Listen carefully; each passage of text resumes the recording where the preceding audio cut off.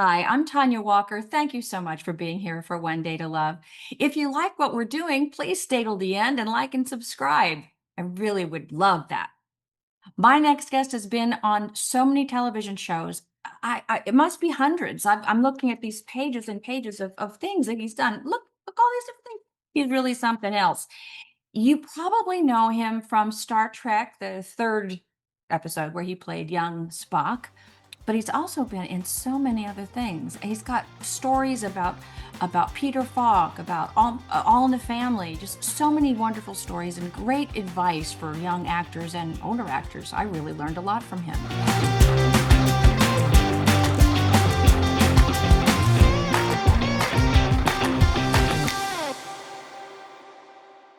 Hi, welcome to the Oh, show, Stephen Manley. How are you?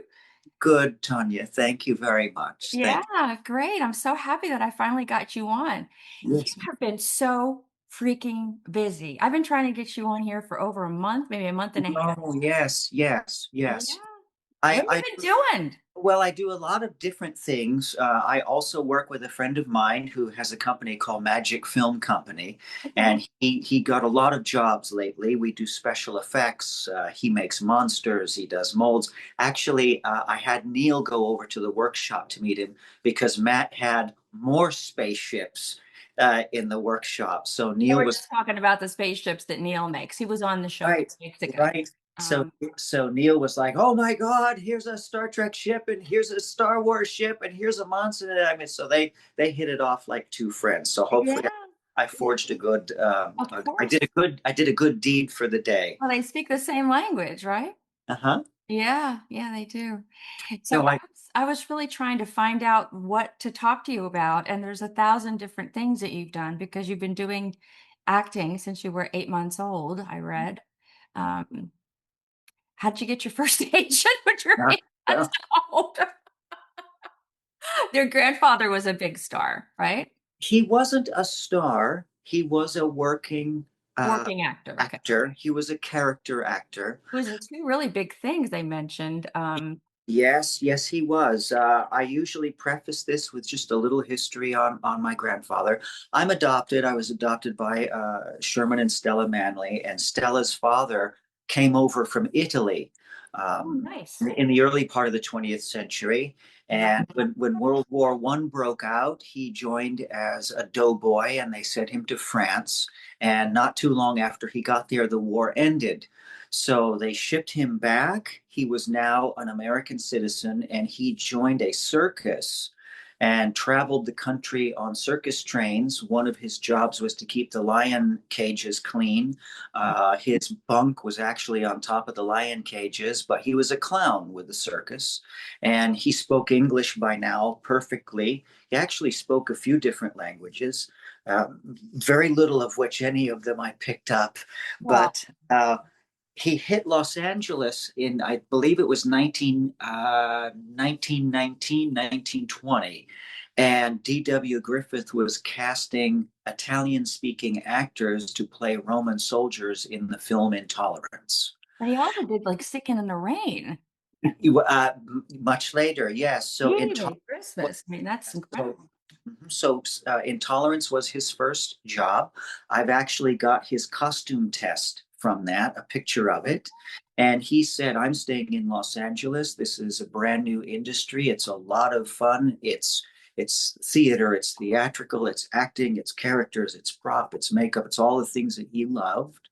And he stayed there until 1966 when he retired.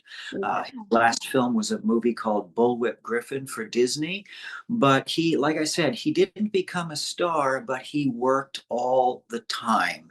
And That's often probably better. It's probably better for you being yeah, and really they would often call him on the phone and say, "Steve, we have a bit for you. Steve, we have a part for you." And you catch him, in all kinds of stuff out of the corner of your eye, or all of a sudden he's right there. So he was a recognizable face, but he loved the industry. He lived with us after his wife passed away. And when I was 6 years old, he said, "Go put on a suit, put on your tie.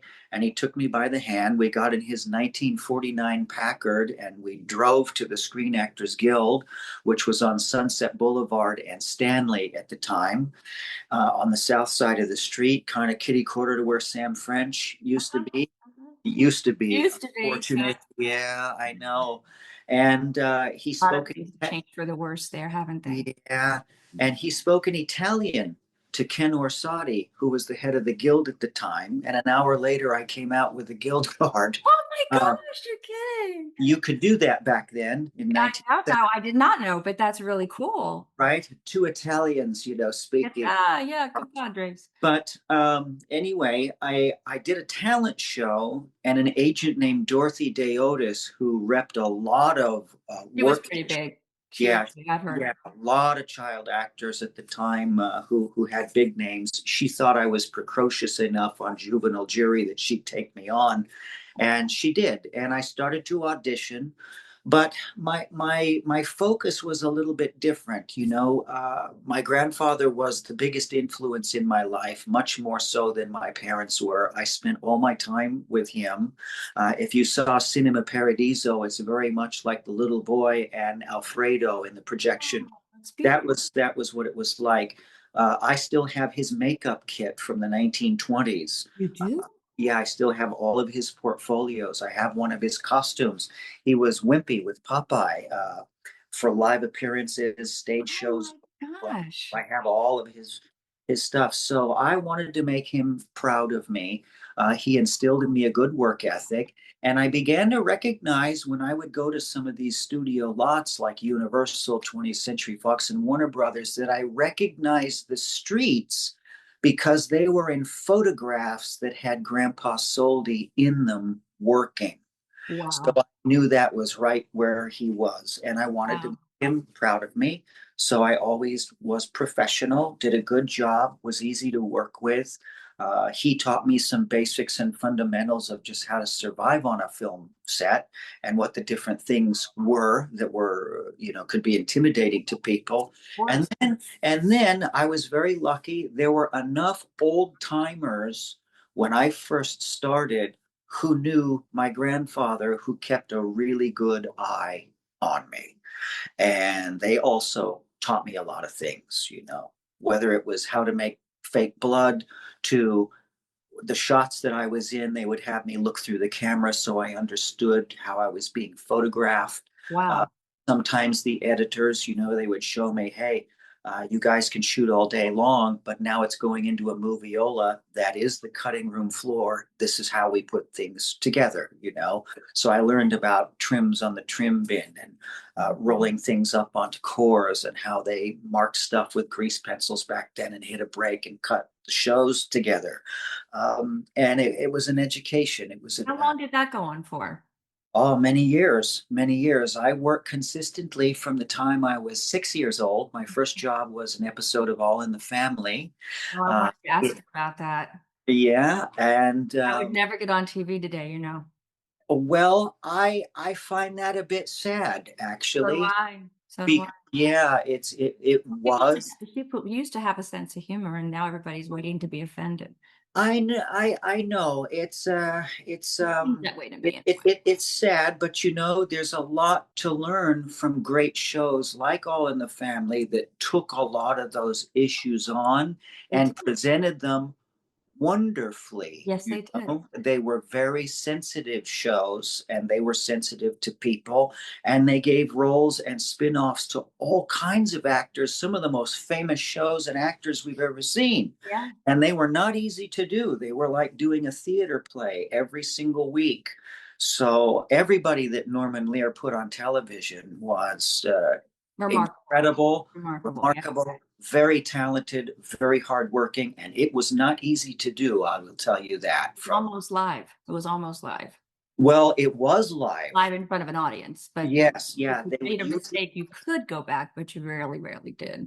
Right. They would do rehearsals would take place on a rehearsal stage. Mhm. And they blocked out the walls and had some rudimentary furniture. They blocked out the walls on the rehearsal stage, like a dance studio. We did that on a With, soap opera too. We did that. yes, exactly. But then you know exactly what I'm talking about. In case some of your listeners don't, That's right. but they would rehearse these things like a play and for about a week, and then they would go through either a 4 camera film or a 3 camera taping, dry with no audience, just to make sure that they had the footage in case something happened. and Wow. then I and didn't know then they that taped that. I didn't know yeah, they taped that. Okay. right. That was and smart. then and then at nighttime they shot with the first audience, and they would do it that way, and then this sometimes there was a second day where they would do a second audience. I so didn't they know that part. I didn't know that part. so they had 3 different versions to choose from to cut these things together from. So sometimes when you saw those shows, you were seeing takes from 3 different tapings of. Okay, darn. But it was not easy. Everybody had to learn their lines. I think a lot of those people had a tremendous amount of stage experience. On All in the Family, I know that Gene Stapleton did. I know that Carol O'Connor did. Absolutely. And Rob Reiner, he grew up in the film business with With his dad. dad. Yeah. He knew all of the disciplines. Sally Struthers was very, very nice. I got the easy job. I had no dialogue. I was Marcia Rod, who I just spoke to her husband not too long ago. She's still with us. They're great people. Shows up at the door and says, "Oh, this is Meathead's kid," and pushes me through the door. And for the rest of the show, they're trying to figure out who I am. And as it turns out, she was on a job interview, had nowhere to put her 6-year-old boy, knew that his household would be safe, the Bunker household, and she just did that while she was away on her job interview. And then she came back. She had known Mike's character and said thank you, and we left. Oh, I love Uh, that. but That's I had the easy part. I had no it was one of the few roles besides Star Trek where I had no dialogue. So I watched everybody working, and it was very impressive. Even at 6 years old, I realized the pressure that these people were under and how they handled it, and were extremely professional with what they did. So much so, Carol O'Connor, it was rumored, did not care for having children on the set or in the stories.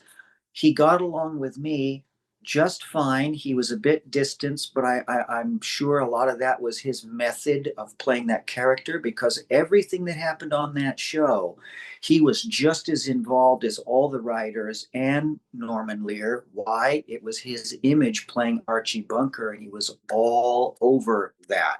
Every decision, every prop that was moved, wherever you crossed on the stage, and obviously the dialogue and the reasons for things being said. So at the very end, after the last taping, he came back. He saw my mom. He said, "I need to see Stephen." He grabbed me by the hand and took me out, and we did a bow together. So Oh, isn't that nice? Well, yeah, I've met him. He was a very nice. yeah.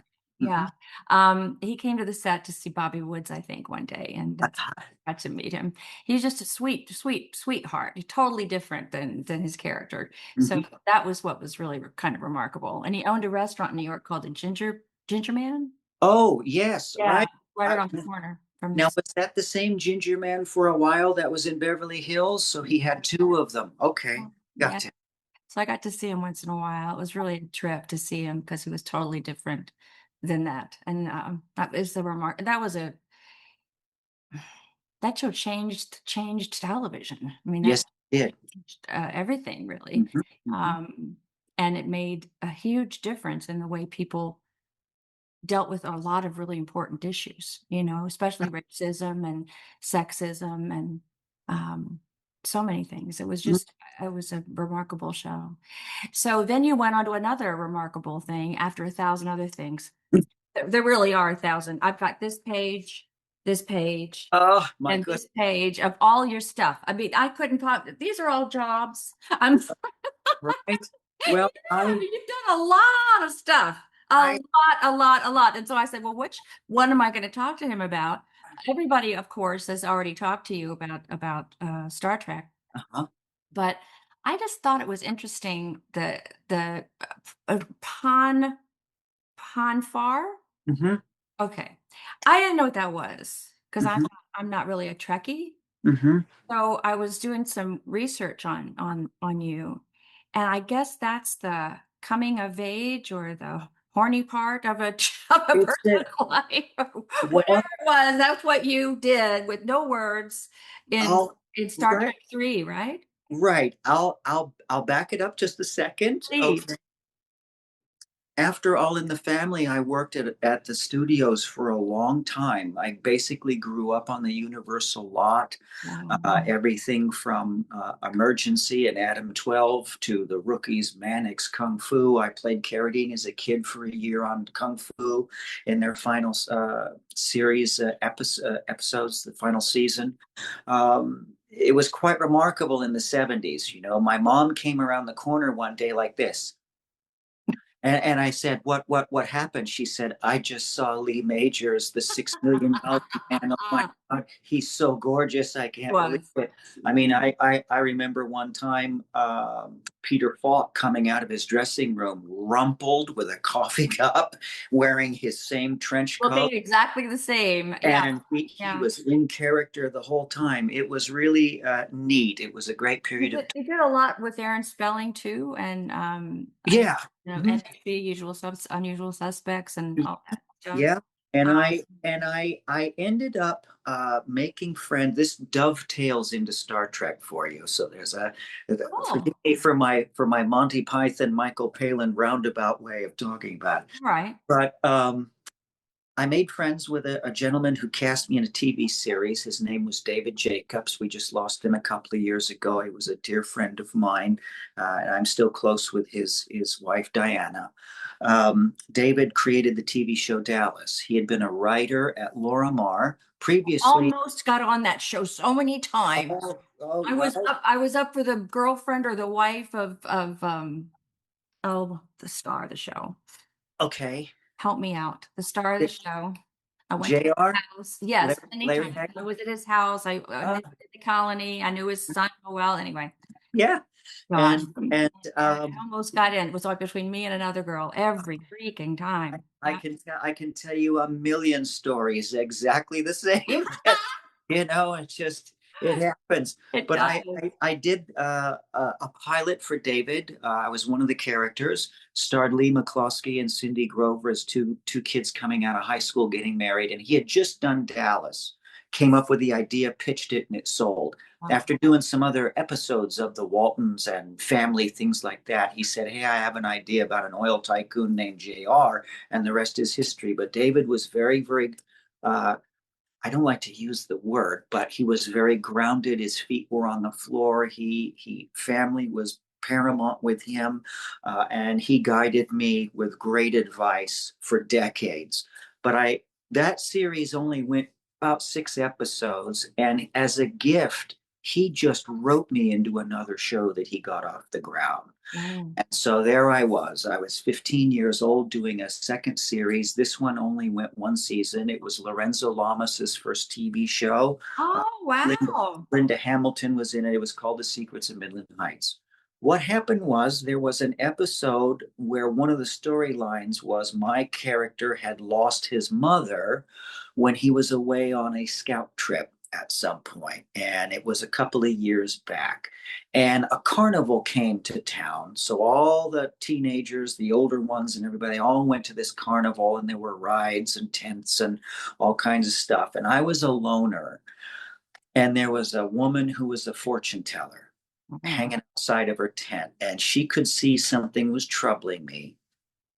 And she pulls me into the tent. And of course, it comes up about my mom. She brings that out of me. And she asks me to come back a few times, bring her scarves or her perfume or something. And the character was very empathetic towards me until the dad walks in with the brother and says, "Oh, what are you doing to our son?" Blah, blah, blah. And her last line is, "I'm just trying to help him." They cast Zora Lampert as the fortune teller. And, you know, nighttime television, heavy drama, but they were beautiful scenes between myself and this woman. So David came to me and he said, I got Zora Lampert. You got to be on your game, kid. She's a really heavy method actress, and I'm so grateful we got her. She had an Emmy for playing a gypsy on Kojak. And when I met her, she looked at me like this. And she said, You're Stephen. And I said, Yes. And she said, I'm going to call you Danny. That's your character. I'm just going to refer to you as Danny for the next week, week and a half. Is that okay? And I said, Absolutely, yes.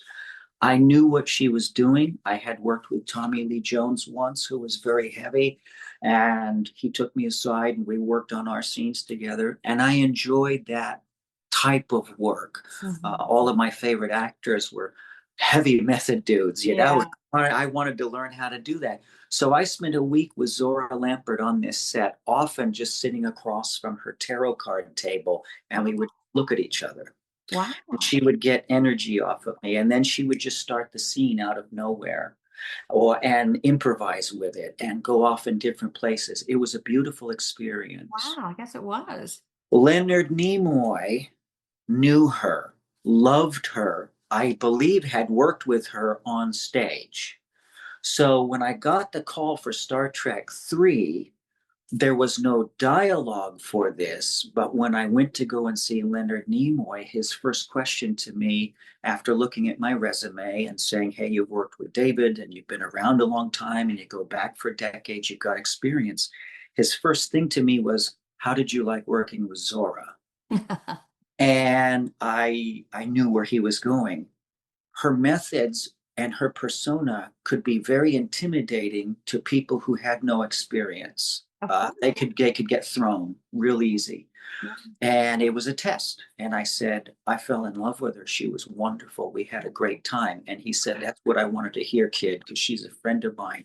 And if you can do what you did with Zora, with me, we'll have it made. That's wonderful. And that's how I He got. was directing. He was And directing. he was directing, yes. And he told me, and this leads into what you brought up, he said in the TV series, after he told me who I was playing, I had to kind of pull that out of him because it was a secret. He didn't really want to let that out. I can imagine. He said, when you're me as a 17-year-old, he said the young guys who are 6 and 12, we only see them for one shot. He says it's no big deal. He said, but Stephen, you're going to be pulling the weight of some of this stuff. You've got the most of all of the younger Spocks, and the most important is the Ponfar ritual, which is every 7 years, Vulcan males have to mate with a Vulcan female. And he said we took it to a certain point in the TV show. He said, but that was in the 60s. He said, this is a new audience and a new period of time. He said, I want to show some other stuff. So we're going to have to create all of that. So we'll work on that together. And I So said, he didn't have it pre-had in his head. He didn't have exactly what he wanted. He worked with you to create that. he knew where it left off in the TV show in the 60s in one of the episodes. And so he had to pick it up and continue it a little bit from there. So Robin Curtis, who was taking the role over from Kirstie Alley as Savick, we had to create that on the spot. Yeah, we had about 30 minutes to do that. You know, you don't get a lot of rehearsal unless you're working with Sidney Lumet and you're doing Dog Day Afternoon, and you can take Al Pacino and everybody for a month and go rehearse it on a stage somewhere. Film sets, as you know, there's hardly any rehearsal time to do some of these things. But he made sure he set aside about 30 minutes for us. And we sat down and tried to continue the Ponfar a little bit, where he could get the footage that he wanted to imply more. Now, when I go to conventions and I sign autographs, I always make Robin turn blood red because I say, well, there is an uncut Italian Bernardo Bertolucci version of the scene, available only in Italy. And everybody's online trying to get it. Right. But Leonard was really nice. He was a great director, very calm, never raised his voice, that beautiful speaking voice he had. we got along together. I mean, for what I was just one component in the story. He was helming the It huge was film. huge. It was wonderful. Yeah, I loved all the special effects. I loved the yeah, different planets. I thought that was so cool. right. But I had a great time. I also knew a lot of people on the set, the stuntmen I had worked with before, the wardrobe people I had worked with before, the dialogue coach on the set, Jimmy Dobbs, I knew him, and a couple of the guys who were electricians and gaffers I had seen around. So it Really wasn't, comforting when you know yeah. part of that crew. So, I so it always wasn't make friends with the crew. The crew's always my favorite people. right, and they're the people that are lifting all the heavy stuff. So it made it a lot more comfortable for me. It was, and I want to do a good job for them too. Yeah. So what happened after that? That After was Star that Trek, was that was huge, right? it was a big movie, 1984. A lot of stuff came out in 84. Indiana Jones and the Temple of Doom came out. Ghostbusters came out. Gremlins came out. Jason, Friday the 13th, Part 4, the final chapter that I was came out. here. I was in LA in 84. Yeah. And, you know, in 83, I graduated high school on a Friday. And Dorothy Deotis, who is now managing, she was no longer an agent. She took on a few people as clients to be managers for them. The actor Brian Toshi, who I also grew up with, he was also with Dorothy. She was manager. She wanted me to train at this hot new place that everybody was training at. She said, "You've been around, you've done stuff." She said, "But you're getting older, and I want you to have some better training." Was that the Playhouse? Beverly Hills Playhouse, Milton Katselas, Bill Howey, Miguel Ferrer was a substitute teacher I there. always wanted to work with Milton Katselas, and I never got a chance to. Oh boy, it was something else. Bill was his lead teacher. Miguel would fill in for both of them, and I loved it there. When you grow up as a child actor and as a teen actor, very rarely is schooling a comfortable experience for you. It's just a different world. I grew up in a world where a lot was riding on things. I was working with adults since the time I was 6 years old. Mhm. Oftentimes Not something, normal. I mean, it's not normal. yeah, and so as much as I tried, I just couldn't fit in with a quote standard peer group in high school. It was difficult. I know. I had some wonderful friends. I have a couple of friends to this day, but in general, it was a very painful experience for me. I was much more comfortable on a studio lot, taking on responsibility and doing a performance for That's somebody for a show. So there I was at the Playhouse. I had a great time. I was there for 3 years, and my dad kept saying, "You have to go to college. You have to go to college." And I ended up getting into the Art Center College of Design in the filmmaking department. It was a oh, very small filmmaking department, still is. And there where's were about, that? I'm sorry, Where is that? that's in Pasadena, California. Oh, It's like a big black box on the side of the mountain above the Rose Bowl. okay. And their majors are photography, fine art painting, graphic design, illustration, and for automotive design, the guys that design cars and sculpt them and bring the designs to the forefront. It's the best school in the world for that, I hear. Wow. Now, the film department got some prominence. Some of the guys in there, right in and around my time, Michael Bay was a student there. Zack Snyder was a student there. My dear friend Nico Soltanakis was a student there. Tarsem still wore his Indian garb while he was walking around there. So Did you quite a see a few people. future that the Michael Bay future? Did you see that he was going to have that kind of success? I no, I didn't. We were all just trying to get our projects in on time. It could be a very stressful school. You came out with a Bachelor of Fine Art degree, and I made a half-hour drama utilizing actors from the Beverly Hills Playhouse. Oh, cool. And Bravo saw it at a film festival back in the day when Bravo was a different channel. Right. A lot of people don't The remember. Housewives. Right. A lot of people don't remember I that, do. right, that we do, that the Bravo channel used to show fine art, foreign films, Fellini, Bergman, Elaine Renee. They would show Classical type. kids, that they would show ballet, they would show theater. I remember the John Malkovich, Dustin Hoffman Death of a Salesman was on Oh, Bravo. that was amazing. Right, and also the Actors Studio Right. show Right. was there, I so it missed was a that. I missed much different thing. So they took my little film, and they stuck it on Bravo as filler between a Bergman and a Fellini meal, and hey, that's great, Hey, that's really great. And I tried to take a crack at things as a filmmaker and started a second project that in the end, many, many years later, as many wonderful resources as I had, and I had people who donated their time, who believed in this project. We were still shooting on film then. There was no digital yet. It hadn't come into existence, and it was just too physically difficult to do. Mm.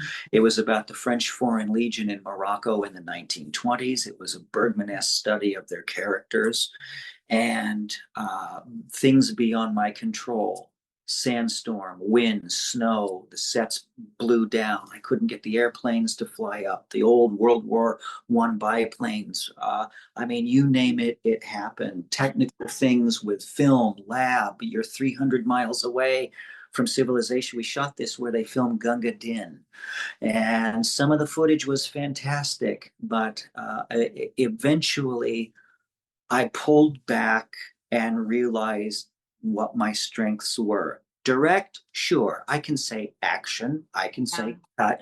I can choose a lens. I can choose a composition. I've got film grammar. I know how The to actress, do you that. speak the language of an actor. Right. However, that was just it took the wind out of my sails to a huge degree. Tarsim loaned us all of his turbans so that all of our guys could have turbans, in our big fight scene. A lot of people knew about this. Were you in Morocco? I'm sorry. Did you go to Morocco? No, didn't go to Morocco. I went to the location commission in Los Angeles. Lisa Mosier was the head of it then, and I showed her pictures of locations that I was trying to match, and she found perfect matches in and around Southern California for me. Wow.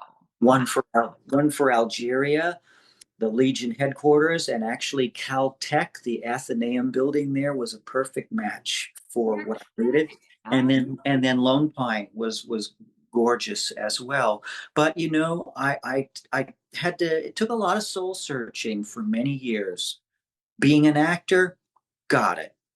Production, let somebody else deal with it because you can't wear that many hats at one time. You just can't. You can't do it. well, I did, and I started smoking.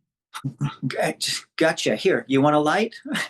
I did a movie called The Derby Stallion, and Uh-huh. I quit smoking for years and years and years, and I just got to the point where I was going to drink or smoke, and I don't do either. So I went to the bathroom and lit up a cigarette that I got from the prop guys, and was coughing my head off. And there was a woman next to me Yes. in the next stall. She goes, "Are you okay?" And I said, "Yes, I'm just trying to smoke." It was just a Here, riot. It was a riot.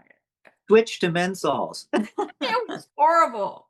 But And it took me a long time to quit after that, but it was so stressful. yes, it is. It's very, very stressful. I was in it, directing it, producing it, writing the checks, Oh my organizing gosh. where everybody was You were the housed director too. and Wow. clothed and organized. And wonderful friend of mine, Mark Adrian, who was a gaffer, just lost him 2 years ago to pancreatic cancer. Also went to Art Center with me, and he came up and he said, "Look, I'm up on this rock pile with you." He said, "You need a really good AD."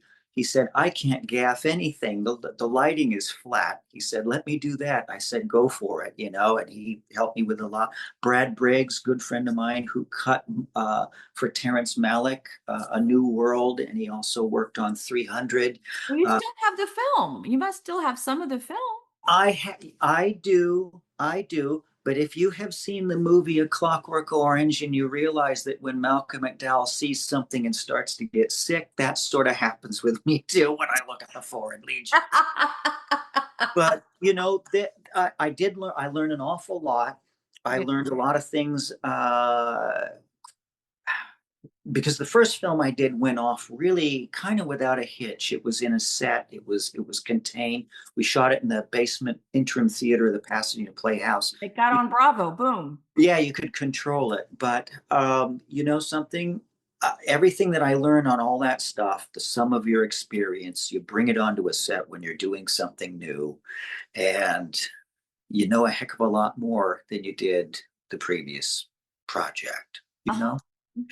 And I was working the other night helping my friend Matt on a job, and I told one of the best boys or one of the key grips there.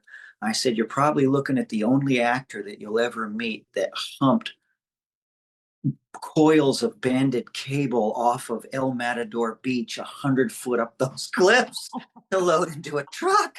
You know, uh, I don't think I would ever do that again, So, but I've done it. And let me tell you, as an actor, sometimes you're so focused on what you need to do, which you have to be, but it's good to also be aware of everybody else's connection.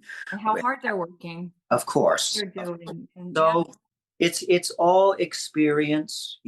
I've come to terms with, my days in the Legion, which went on for many years. Um, and just realized my strengths at this point. So when Neil comes with Tracy and they have a science fiction shot that they're doing, I can speak his language. I know what he's doing yeah, and do the best I can for him. yeah. Whether What it did was you just come back from? You were just working. What were you working on? oh, I worked until about 4 o'clock in the morning last night. Oh, you did? We were making fake snow for a film that's a Christmas movie that's coming out on Netflix later on. Oh, how nice. I'm dying to do a Christmas movie. I want somebody to put me on Hallmark. I'm perfect for Hallmark. I'm like, Well, they're shoot right now is when they're shooting a lot of those. yeah, yeah. But I've been doing a lot of stuff. I just did I got to do a Western for Kevin Costner a few years back. So I got to ride a horse, shoot a gun, and get shot to death. I So I love thought that that. I love that. Have fun. yeah, did a horror film called Ghost Hunters a few years back, about the same time that I met Neil and Tracy and did Rogue Warrior for Right. them and also Time War. But I You did finally Time did, War too? Were you in Time War? yes. Because that I, hasn't come out yet, so I haven't gotten to see everybody. if you think the other films were big, this one dwarfs them, Yeah, I'm really excited. dwarfs them in Been scale. working on it for years. Right. But I also finally got a Lifetime television for women. I always wondered where the heck these things were shot. So I finally booked, last year I did a Lifetime movie. So I can say, okay, I did a Lifetime television for women movie. I love it. Uh, I love it. I love it. uh, What was it? What was it? they keep changing the title. Oh, okay. Okay. So I'm not sure what the Because current women change their title. mind. It's because we get to change our mind, right? Isn't that part of what they say? Right. I think right now it's called Girlfriend Missing. Okay. You'll let me know what it is when they decide what that's not going to be it. Right. So I like that's good. I don't know where she went. But Or anyway, where the is, yeah, or right. was, or whatever. What else? I did sort of a Rod Serling fellow recently for a nice young filmmaker who was out here, who was putting his stuff in awards. It's called Ghostodio. And then another one that's just making the award circuits right now. It's a short film called In Due Time, but that's another Western. And I think my hair is going gray enough. I actually played the older guy in it. So there you go. Well, that's great. Well, so what do you love the most? What's your favorite thing to do? What's your favorite type of film to do? Type of character? Hmm, that's a hard one. That's a real hard one. Every job is like gold, I know. because for every job you get, you've done 500 auditions that just kind of disappeared into the ether, you know. But Mm. I enjoyed the Western. I suppose it's this male macho thing. You want to be a tough guy in a Western and carry a six shooter and stuff. So I've done that a couple of times. It's been really, really nice. Did you ever have a horse take off on you? Actually, I did. yeah, That's why I'm asking. Yeah. yeah. Scared the hell out of me. Did it scare you? Well, yes, it did. It's like, oh my God. I did a Western in 1976. There was a series that Brenda Vaccaro was the lead, and that was at Universal Studios. Yeah. Um, Love her voice. oh, yes. She played a school marm, and it was called Sarah, and that lasted for a year. So I was one of the young kids in the schoolhouse with her. And I had done other Westerns, A Little House on the Prairie. I had to I ride a saw horse that. for That's that. incredible. Yeah, That must have that been was neat when something. I got to ride a horse on that. But when I did Billy the Kid, I was playing a historical guy, Charlie Bowdry, who they mistook for Billy and shot and killed him. And that's how they got Billy, because they were holed up in a rock. And Billy was not an outlaw. He was an outlaw because the people who were bad guys who owned that town declared him an outlaw Set him because he up. was challenging them, because they killed his boss right in front of him. Yeah. Uh, so that's why he went on his vendetta against them. But anyway, Do that. I You learn something new every day. yes, yes. But I wanted the role so bad that even while I was auditioning, I started brushing up on my Western horseback. And I told the young lady, I said, look, I've walked a horsey, right? And I've trotted a horsey and I've cantered a horsey. But what if they want me to go full on out like a jockey out of the gate if there's some kind of a scene where we're on the run or something? And so she started getting me up to speed on that.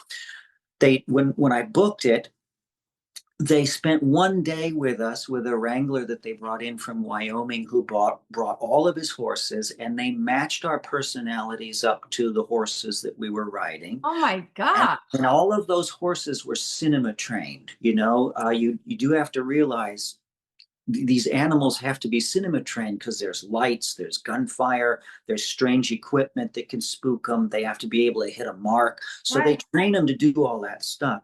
And Wow. I was trained up with a great horsey named Bandit. Mhm. And they did a shot that was the camera was maybe 100 yards away from where we were supposed to ride up and stop. And the young guy playing Dick Brewer and I were sitting way out there waiting for the call action, and we didn't know what was going to happen. They called action. These horses took off like we were at the Santa Anita racetrack. That's what happened to me. And I Yeah, was and nowhere near prepared. Nowhere right. near. And we both recovered from it, and wrote them in and hit our mark, and did the rest of the dialogue, I etc. hit my mark and couldn't speak. But something happened. They were shooting in a dried out riverbed, and it was on a slope.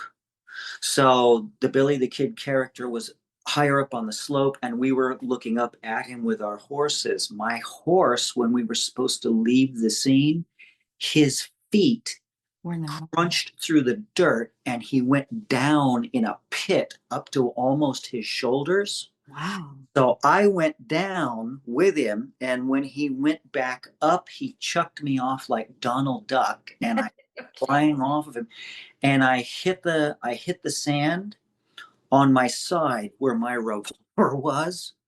And when I looked up, I saw horses coming right at me, Oh and my God. I thought I'm probably going to catch a hoof somewhere really bad, but I didn't. They went Wow. right over me and took off. So Wow. anyway, I said, oh man, one of the things was I'm supposed to be able to shoot a gun, ride a horse. I just got chucked off a bandit, but they played it. They said it wasn't your fault that he hit an air pocket. And the wrangler that came from Wyoming, very laconic, said, you fell off. I fell off yesterday, and these are my horses. So Oh, it nice. happens. It happens. You just have to take the fall easier. Well, they had the walkie-talkie under the saddle Uh-huh. and said, action, and the horse just ran like a bat out of hell. Oh yeah. And I don't know what happened, but I must have you kind of you kind of figure out how to ride it without bouncing around when they're going that fast, right? So So then when it stopped when it was supposed to, I really and truly was scared to death.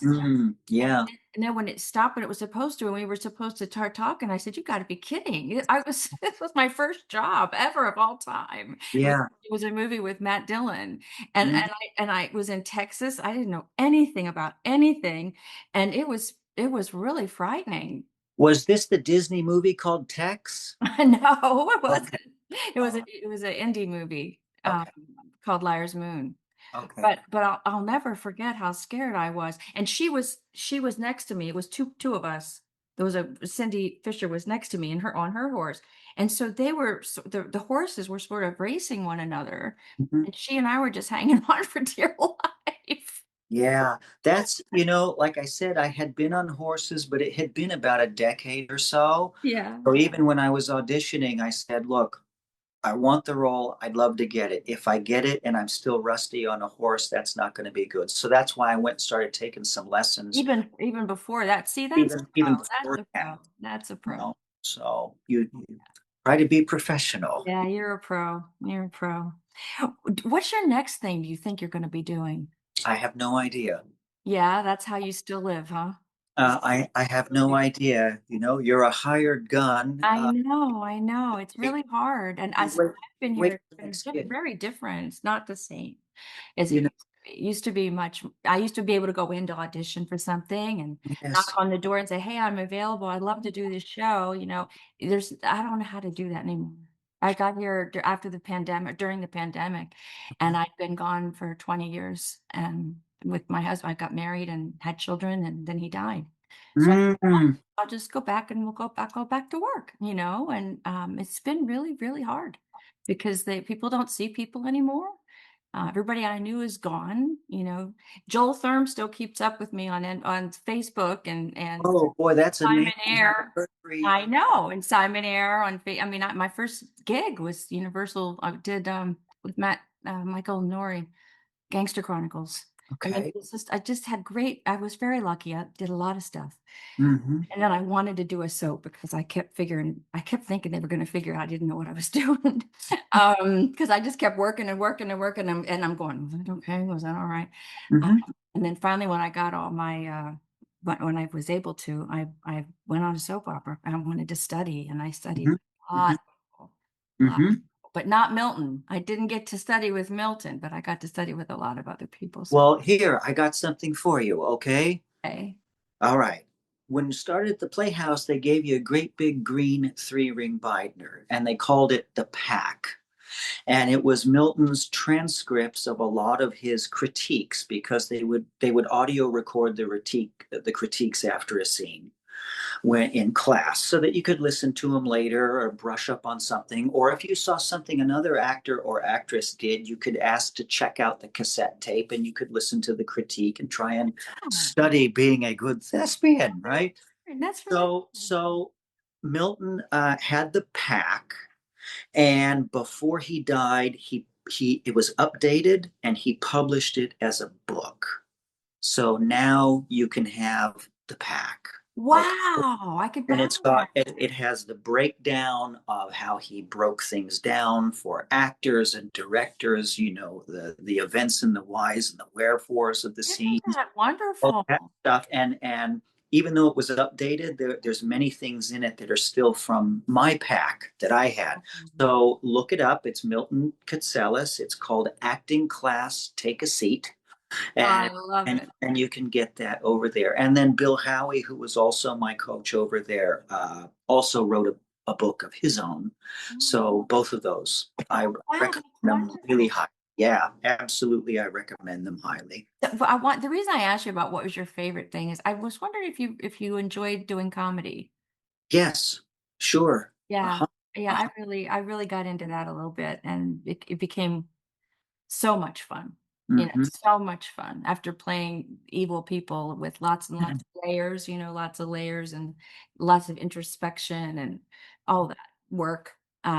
The comedy was just almost like singing. It was so much fun. Mhm. I really, really enjoyed that. So, and that just came out of nowhere. I turned a bad character into a comic. Uh, Uh-huh. it was weird. It was really weird, but I just really enjoyed doing that. And I've never done a 3 camera comedy. So I always thought that would be a fun thing to do. You know, It's no different than doing a play. Absolutely no different at all. It's the same. except you don't have to scream so loud. Right. You don't have to be so up with your voice. Do as Milton would say, hit the back seats with it. No, I had a problem with that when I did Desperate, it wasn't Desperate Housewives, it was Designing Women. I just did Designing Women in Fayetteville, Arkansas. Uh-huh. And rebranding, redoing, Hmm. it was 3 hours long. Hmm. So I don't think it's going to go anywhere until it gets shorter. But it was really hard to do that. I'd never Hmm. really been able to do that before. And I thought I was going to have a microphone and I didn't. So My recommendation is smoke another cigarette and breathe from your diaphragm and just I let it try to look natural, right? It's exactly try to look natural. Michael Caine has great books on acting, as well as his books on his life. He's put out two or three of them. I have two of them. The last one is from, I think, 2012 or 15. And he goes over all of this. He's got his acting class books along with a video that he did, but he also mentions his acting in his books about his life, And he says there's stage acting is acting to a big audience. Film or there's no more film anymore. On camera acting, shall we say, is done with a laser. So if you move your eyes a little bit, it's huge on a screen. But he said things are also changing in his last book, and you got to use a variety of those techniques depending on what you want to read on camera or not. And the one thing that I'm finding is, and you used to do things on film, as I grew up doing things on film too. The rehearsal time, even though it was limited, there was still more of it than they have now. And oftentimes, on a lot of the later shoots that I've done, uh, they don't rehearse at all. They just set up and shoot.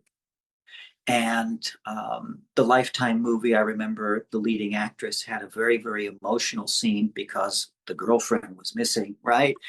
And, and she was really supposed to be welling up, and she wanted to do a good job in this scene, and it was her close up of all things. And they just said, "Okay, here's your mark. Okay, action, go." And she said, "Go what?" And they said, "We're shooting your close up." And she said a dirty word, and then she said, no, wait, you got to give me a chance to prepare for this. The digital technology has allowed people to capture an image so easily that I'm afraid a lot of disciplines have taken a back seat to just being able to get it like Well, that and get the stuff out there. it's also about So, the speed and the money. They want to shoot it as cheaply as possible. A lot of things. and Daytime so, has truly suffered. I mean, daytime has completely suffered. They used to say, Tanya, we're running late. Would it be okay with you if we shot the dress rehearsal? mhm, And I say, yeah, you can shoot it as long as I can do it again if I don't like it. And there's like, oh yeah, no problem. yeah. When I went back years later, they said, we're going to shoot the dress rehearsal. And they didn't ask me if I wanted to or not, or if I thought it would be okay. So I learned from a fellow I worked with that the only way to get him to do anything again was to say a really bad word. And Uh, and then and then and then smoke. The fellow who was directing this Lifetime movie, he was also an actor, and he said, "Oh my gosh, I'm sorry, I forgot completely because we're under time. Okay, let's rehearse." And he gave her space, and she was able to bring it up and do it. But I have found, just to cover myself, because that's happened to me a couple of times, from the minute I get into my wardrobe or my costume, if they're sticking the makeup on my face so that I don't look like a ghost while they're shooting me, I'm already in character. I'm already doing my lines. If I can't get the actor or the actress that I'm working with to rehearse them with, not so much run them, rehearse them with me, then I'll get the dialogue coach, or I'll ask if one of the PAs is available to just speak the lines with me while I embellish on top of it. Because you know something? I never know really when they're shooting or not. That's right. And so in You a got to way, be ready.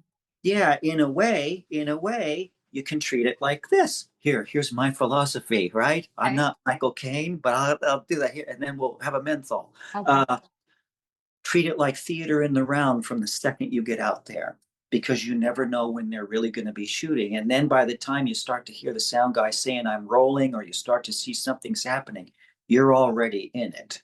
And you've been doing it for And 2 hours. Yeah. yeah, and Yeah. and you don't have to worry that they're going to capture you going like this, right into the lens, because eventually in the end, no matter what presentation that you're doing, the viewer is not going to say, boy, I love that camera work, or oh gosh, the craft service person was really on top of their job. They don't see those things. Those are invisible, they're secondary. They're looking at the character, and they're looking at Tonja, or they're looking at Steve and what we're doing. And that's what they go after when they're That's why if you screw up, you have to say a really, really bad word. yeah. Because they're not, the people at home are not going to say, gee, that director really screwed up that scene. Right. They're going to say, oh, what happened? Yeah. So you just have to try not to do that. But what, It's sometimes. it's also how do I put this? There's been the motion picture moving image for between 125 and 130 years now, since Edison made his first studio in New York. That's a long time. All of the great stories were done as silent films before they were talkies. Wizard of Oz, BoJast, Gone with the Wind, all of these things. Charlie Chaplin stuff. I mean, my God, Yeah, love they that. were already done. So if you see the Wizard of Oz, it's strange to think that that's a remake of an earlier version from the silent era. And the technology has progressed so much so fast. Now they can create people in a computer, and in 6 months you won't be able to tell at all. How do you um, feel about that? how do I feel about it? I seem to feel like the only outlet for an actor like me, or an actress like you, is going to be very small, independent, intimate stories of drama. Say something like a My Dinner with Andre, or a Room with a View, or something like that. That's going to be the only outlet, something that doesn't need a lot of the hoopla or the spectacle that some of these bigger things are requiring. Um, the pay scales all around the board have fallen. I mean, for everybody. It's just a strange period of time for entertainment. You'll go walking by one of the shops that carries media, CDs, used DVDs, like an Amoeba uh, type store, or something like that. And last year's blockbuster hit is in the 50-cent pile, Uh, piled up. And you'll see people go by and look at it, oh, yeah, and then just kind of chuck it to the side. Whereas back in our day, you went to that same movie maybe 5 or 6 times in a theater. You know, with the it's a popcorn. yeah, it's a Wait do you different. see this part? Wait do you see this part? I mean, yeah, we all just love doing that together. Right, it's a different period of time. I don't know where it's going to go. How did you end up in Atlanta? How did I end up in Atlanta? I booked a role as a shrink for Tyler Perry on his soap opera, and I was here on and off for a month. Uh-huh, and you loved it. And I thought, well, my agent is here. My wife got very ill. She got better. She started sending my reel out. I had built up some fresh footage with some people that I liked their work. My dear friend Chris Craynock, wonderful writer and filmmaker. He's got his first film, L'Imposteur, is on the verge of getting a really good distributor right now. Oh, wow. Yeah, terrific thing. So I had done things with Chris and built my reel up, also with Neil and Tracy. But my wife said, "I want you to get on Walking Dead. It's shooting out in in the Southeast." So she started to submit my reel out, and a nice agent liked what I had to offer and took me on as a client. And so when I did the job for Tyler Perry, I came out here and I thought it was green, it was nice, it was beautiful. I had friends here, I had a little bit of a support system. So we moved. That's You great. know, 'Cause so, Neil's dying to get me to move there. oh, You God. know, and now that both of my kids are here, they all landed here. And yeah. It's there was a French news report about a month and a half ago, which I sent to Neil and Chris, about the state of the industry everywhere. It starts in LA and it goes around the United States and eventually goes over to England, you know.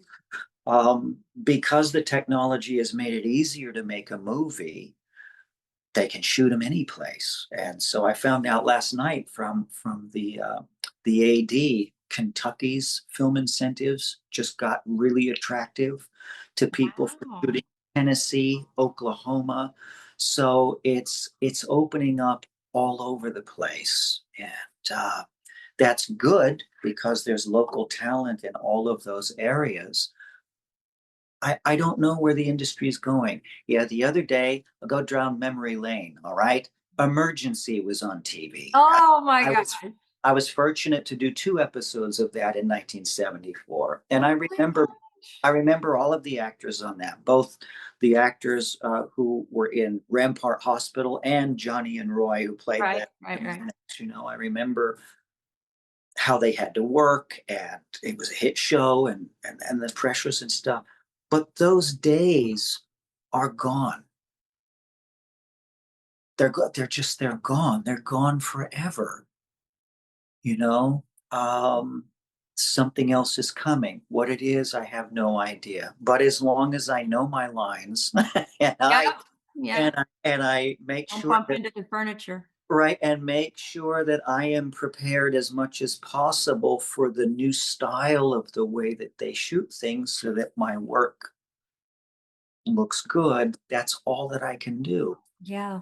You know, I am finding, I'm talking too much. I am finding that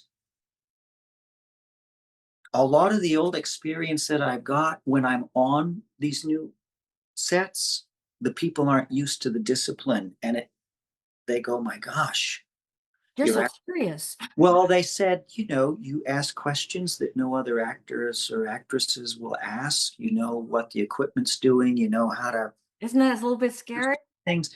So, I mean, but that's a little bit but scary. but it's not. We're not mixing concrete and we're not putting cinder block walls up. But in context, a show, it's not easy to put up Mhm. in any way, shape, or form. It's just not easy to do. A lot of stress, a lot of tension on that set sometimes. So Michael Caine says you gotta, that everybody's dealing with so much. You hyper focus on what you're doing, so that the guy who does have to move that light in the rafter or whatever, who just spent an hour doing it in the heat, uh, his work pays off too, because he'll do it to make you look good. That's right. That's the reason I'm always friends with the crew. Of Yeah. course, if you're trying to get a job, it would have really been nice to be friends with a producer. Yeah. I've learned that, so it might be too late, but I love talking to you. Thank you so much for being on the show. I hope you Oh, have a well, good time. thank you very much. Thank Thank you. you. It was a pleasure. Neil and Tracy are like family. They're wonderful people. I might come down there because he's told me I should at least give it a try. Okay, okay, and like I said, it's opening up everywhere. I don't know what that means. We'll find I out. shot the Derby Stallion in Atlanta. Oh, did you really? Yeah, Okay. I Yeah. did. Yeah. It was a steeplechase, about a steeplechase. And I actually gave Zac Efron his first big job. So, Ah, yeah, I put him in the movie, and it really helped my movie because he great. had to get really big right quick after that. But, Very. but I love the people there, and I'm from the South, so I kinda like it. Except Where for are you? Where are you originally from? Huntington, West Virginia. Oh, West Virginia. Yes, Okay. West Baghdad, Virginia. Yes, sir. Yes, sir. Wonderful. Yeah, Wonderful. it is fun. It's a fun place to be from. I love Virginia. I love South Carolina. I just came back from Maryland. I spend a lot of time, Mhm. back east. So we'll see what happens. But I'm so, so happy to have met you. Oh, nice to meet you too. So Nice to thank meet you you. too. Thank you And all very my best to your wife and everybody in the family. And much. All right. come back. Okay, I'll do so. In the Okay. meantime, have a cigarette, read Milton's book, I don't smoke anymore, but I will and read this book. and I promise you. and go break a leg, okay? Because you have experience too. Obviously, you know we have similar parallels. So you know, Yeah, let's go get them. okay. Okay, God bless you. Thank you so much. Thank you very much. You take care. Okay, you too, honey. Bye now. Bye bye.